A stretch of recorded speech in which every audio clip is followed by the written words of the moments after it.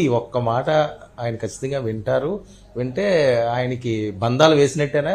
గీత గారు చాలా తెలివిగా. నేనేం బంధాలు వేయట్లేదు, నాకున్న ఫీలింగ్ చెప్తున్నాను. నాకు తెలుసు, నాకు నిజంగా నాకు చాలా చాలా చాలా అభిమానం, చాలా గౌరవం ఆయన అంటే, చాలా గౌరవం. ఆయన కూడా నన్ను ఎప్పుడు కూడా చాలా గౌరవంగా చూసుకున్నారు. ఈ 5 years ఎమ్మెల్యేగానే కదా, అంతకు ముందు నుంచి అల్లు రామలింగయ్య గారి ఫ్యామిలీ కూడా, అల్లు అరవింద్ గారు కానీ, అల్లు రామలింగయ్య గారు, మొత్తం సురేఖ మేడం కానీ, అందరూ మా వదిన గారు కానీ, అందరూ కూడా ఎప్పుడు కూడా నన్ను బయట వ్యక్తిగా చూడలేదు. ఒక అభిమాన సోదరి కింద నన్ను ఎప్పుడు చూశారు. ఇవన్నీ రాజకీయాలు ఈ జీవితంలో పాటు ఇవన్నీ ఇట్లా వస్తుంటాయి.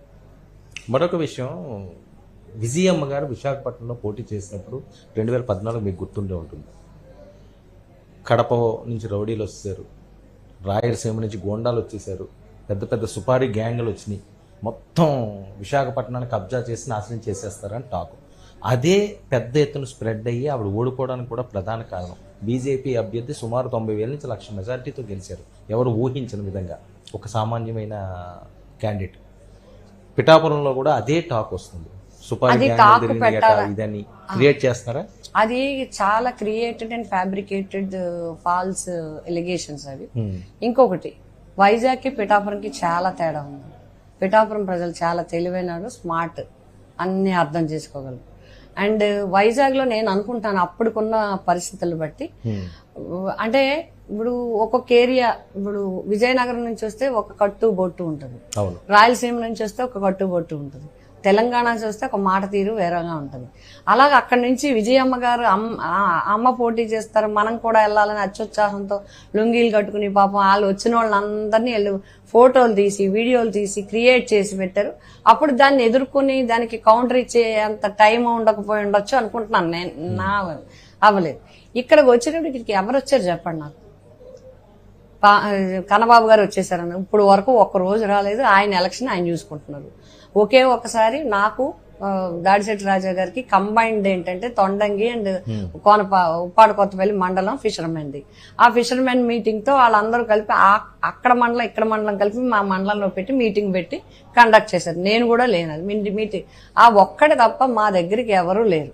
ఇంకా చెప్పాలంటే ఇప్పుడు మా దగ్గర ఉన్న మిథున్ రెడ్డి గారు ఉన్నారు. మిథున్ రెడ్డి గారు ఎలక్షన్ కోసం రాలేదు, మాకు చాలా నుంచి 1 సంవత్సరం నుంచి మాకు ఇన్ఛార్జ్ ఆయన, 5 జిల్లాలకి ఇన్ఛార్జ్. పార్టీ పరంగా అందరూ వస్తారు, చేస్తారు, అందరూ కూడా వస్తారు. బట్ ఇప్పుడు జనసేన నుంచి టీవీ యాక్టర్స్, చాలా యాక్టర్స్, చాలా మంది, తప్పుగా నేనేం తప్పు పట్టట్లేదు. బట్ బయట నుంచి వచ్చేవాళ్ళు ఎవరికి ఎక్కువ ఉన్నారు?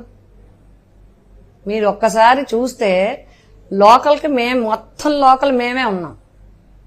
బయట నుంచి వచ్చి ప్రచారం చేసే వాళ్ళందరూ అపోజిషన్ పార్టీకి. సో ప్రశాంతంగా పిఠాపురంలో ఎన్నికలు ప్రశాంతంగా మీరు చూసారు. బయట అంత హడావుడిగా ఉంది, పిఠాపురంలో ప్రశాంతంగా ఈ ఎన్నికలు సాగుతాయండి ప్రశాంతంగా. ఏదో రోజుకొక న్యూస్ బయటకు వస్తుంది, ఒక ఆందోళనకరమైన అంశం. సుపారీ గ్యాంగ్లు అంటారు, ఆయన ఏదో బ్లేడ్లతో గీస్తున్నారని ఆయనే చెప్తాడు. ఇది చాలా తప్పుడు సంకేతాలు ఇస్తుంది. ఒకటి ఏంటంటున్నానంటే, ఇప్పుడు మనకి ఎలక్షన్ కావాలి, మనకు ఓట్లు కావాలి, మనకి పబ్లిక్ మన వైపు తిరగాలి అనుకుంటే చాలా విషయాలు ఉంటాయి. మంచిగా మాట చెప్పొచ్చు, మంచిగా ఒక ప్రణాళిక చెప్పొచ్చు, పబ్లిక్ ని కన్విన్స్ చేసుకోవచ్చు. కానీ అంతేగాని లేనిపోయి నీ నియోజకవర్గానికి అంటకట్టడానికి ప్రయత్నించకూడదు. ఒకటి ఏంటి, దేవాలయాలు పడగొడుతున్నారు అన్నారు, అది తప్పు. అంటే మాకు ఇక్కడ మతతత్వ గొడవలు ఉన్నట్టుగా పిఠాపురం ఇప్పుడు వరకు లేదు.